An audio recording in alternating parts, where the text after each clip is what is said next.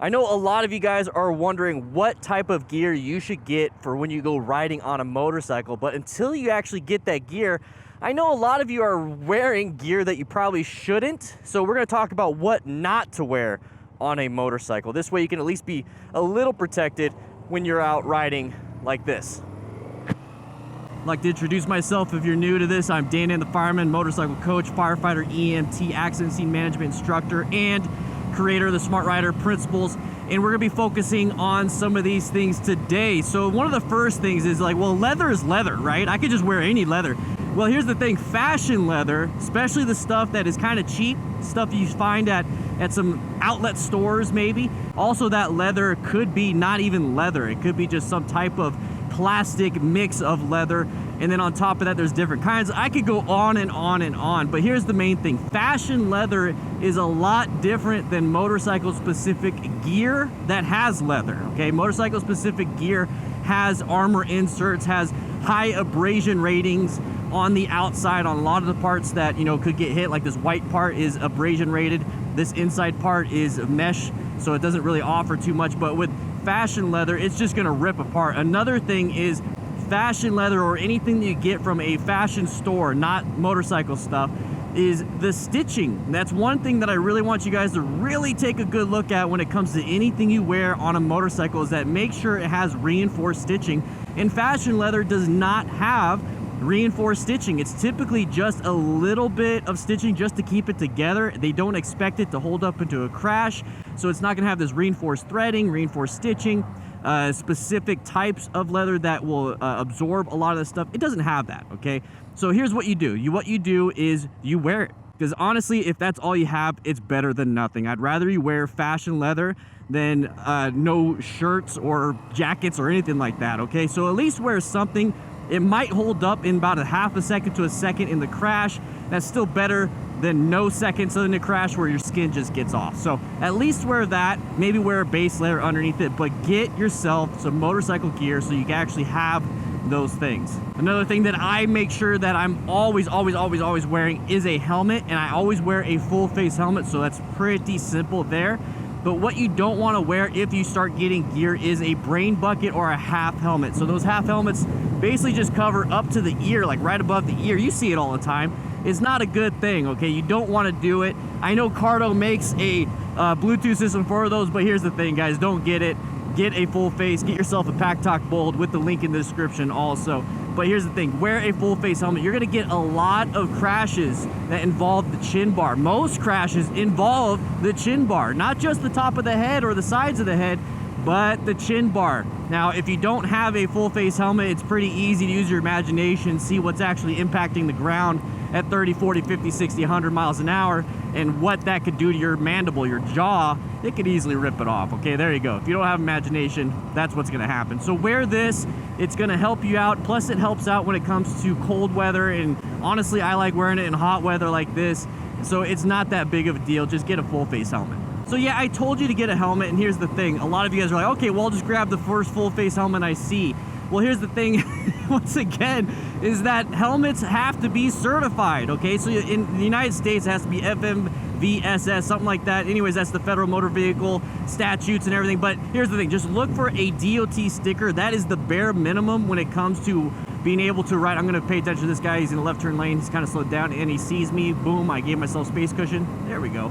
Smart Rider Principles. But here's the thing, when you see a DOT sticker, I don't trust it, because that's a post-market certification. So that means you can have a helmet on the shelves and never be tested until the Department of Transportation decides to test it. So what I personally look for is ECE, okay? So that's the European version of DOT basically. But in order for these helmets to actually gain that ECE rating, they have to go through testing before they go on the market.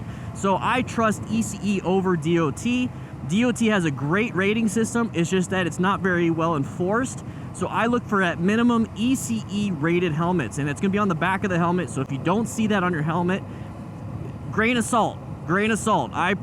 You can find some really good helmets for for under $200 that are ECE and even Snell certified, and then the whole new FIM certifications coming out, so we got a whole bunch more. So make sure you double check that. I do have links in the description, remember, of beginner gear and getting yourself a Cardo system. I have all those things. Thank you to all my sponsors for making this possible. So now back to the fashion clothes. Okay, we talked about fashion leather.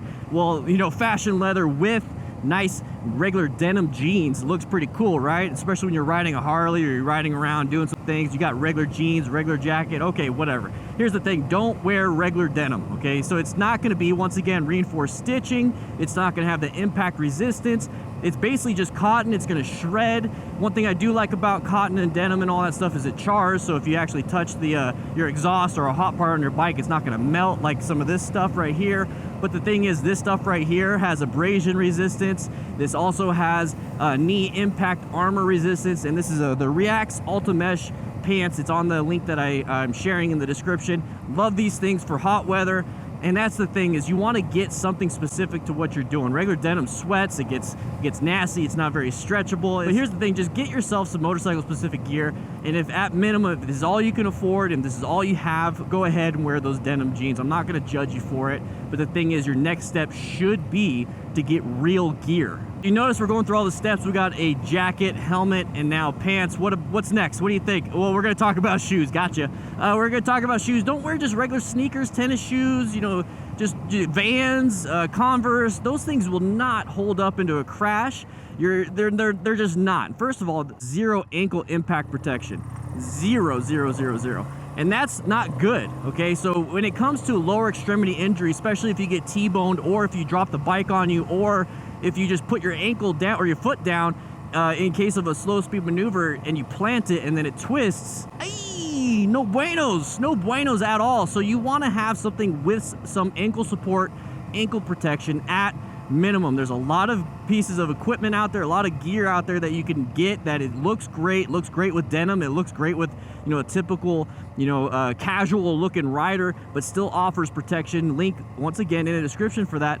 But the thing is, you want to get something with ankle protection and ankle support minimum. Some things you want to look for when it comes to the shoe itself, especially motorcycle specific shoes, is that they're going to have a shank in the middle of the shoe so that when you're putting pressure on the peg, it's not collapsing and putting all that weight and pressure on your arches. So it's really good to have motorcycle specific gear, so you have that midsole shank. You also have toe protection, ankle protection with some D30 armor inserts or whatever it is they use. And then you're gonna have a bunch of different things with that, and then better traction when it comes to it, okay? They're gonna be really sticky to the ground, and that's good. That's really good, because you want to be able to have a good footing when you're stopped at a stoplight. Now, Vans and Converse, they're a little bit slippery sometimes. They don't offer a lot of those things. I don't know where I'm going, but they don't offer a lot of those things, and you wanna make sure that you get something for your feet, and you can find something easily for around $100, $150. Oh yeah, I'm gonna get some stuff out of the P.O. box. You guys send me some cool things. But the next thing is gonna be gloves. Okay, so we talked about all that stuff. We're gonna talk about gloves right now. So you don't wanna wear regular work gloves. You know, those like leather gloves, those gardening gloves, or even like mechanics gloves or anything like that. You don't want to wear those things, even though it looks like they have like little armor on them. That's for when you bang your knuckles at super slow speeds compared to a motorcycle, like on an engine part when you're working on something. So that's something you want to be very careful about. You don't want to wear those, but if that's all you have, please wear it, okay? If all you have, guys, is just the normal stuff, like regular denim, fashion leather, work gloves, work boots, maybe a half helmet or a crappy helmet that's maybe DOT, that's still better than nothing. I want you to wear that, but here's the thing, make sure you understand and be aware it's not going to be the full protection that you really want or what you expect from. So regular work gloves, they offer grip and some tactile feel, so you're not going to be slipping and sliding with sweaty hands. So that's good. That's why I say at least wear that.